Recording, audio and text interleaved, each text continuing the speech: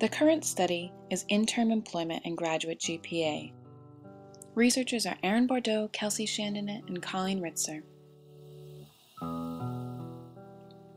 Interim employment, once an isolated phenomenon, is now a reality for an increasing number of both graduate and undergraduate students.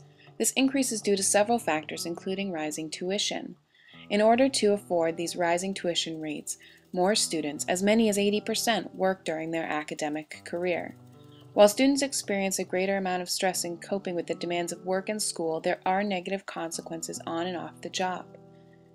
Understanding more fully the link between interim employment and academic performance is of vital importance to both incoming students and universities. With this in mind, we developed our research question and hypotheses. Does interim employment hours per week, as well as credits taken per semester, affect graduate students' academic performance measured by GPA? Our hypothesis was that graduate students taking 6 or more credits with interim employment in excess of 30 hours per week would earn a lower GPA compared to students enrolled in fewer classes and with fewer employment hours. The null hypothesis would then be graduate students taking 6 or more credits with interim employment in excess of 30 hours per week will earn a similar or higher GPA compared to those students enrolled in 3 credits or less and whose interim employment is fewer than 30 hours a week. The participants in this study were graduate students at Salem State University, currently enrolled in the Fall 2012 course EDU 738. Our sample consisted of 8 participants, the majority of which were female students with no dependents in a household of 2.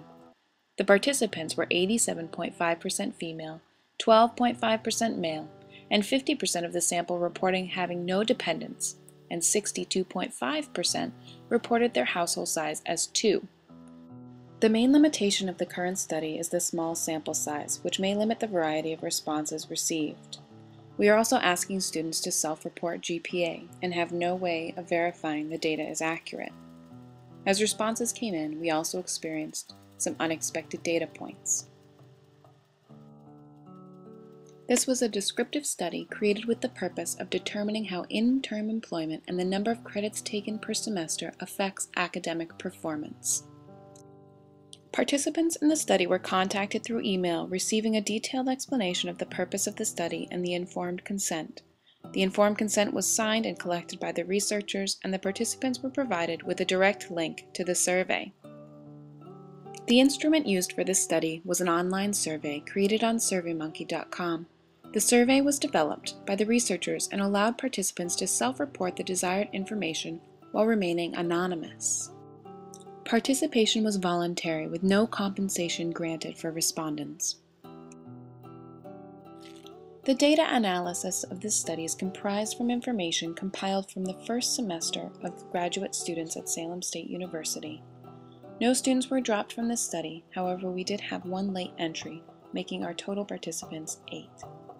When looking at credits taken in working hours, all participants were used, but when looking at semester grade point averages, 2 participants could not be used due to the fact they are in process of completing their first semester and have no grades.